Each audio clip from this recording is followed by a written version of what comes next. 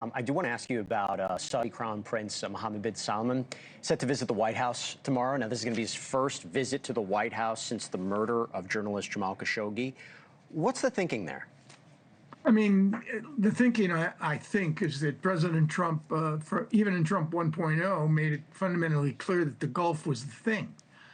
The Gulf is the scene of his first triumph with the Abraham Accords. The Gulf is the thing because it's got hydrocarbons and oil. The Gulf is the thing because he enjoys and feels much more comfortable with authoritarian leaders who don't have democratic constraints. And the Gulf is the thing. You saw the New York Times front page today, still reading the hard copy of the newspaper.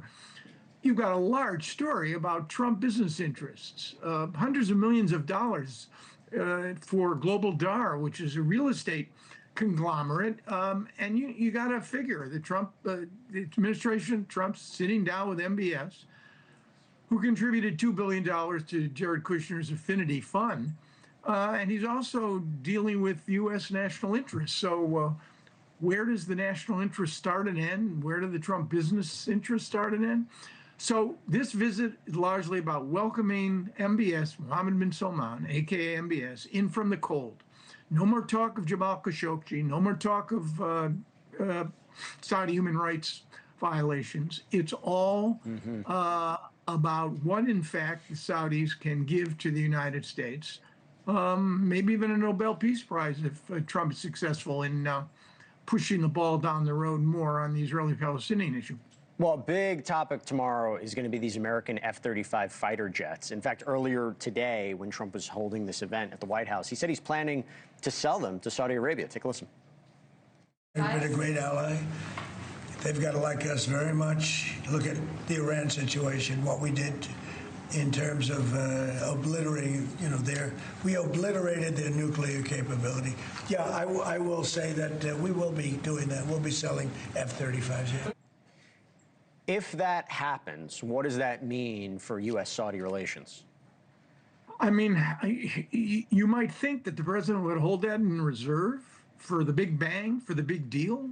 Yeah, we'll sell you the F-35s. And by the way, let's be clear: the only country in the region that gets F-35s are the Israelis.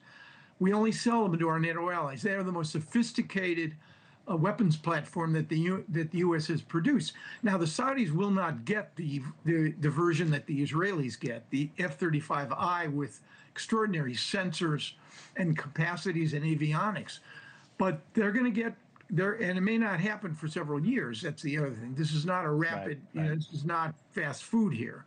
It's going to take a while, but I think it reflects the fact that the president, among all the countries in this region, including the Israelis, he took his first foreign trip there in 2017. Most American presidents don't go to Saudi Arabia in their first foreign foray abroad. So, no, it reflects how important Saudi Arabia is to him.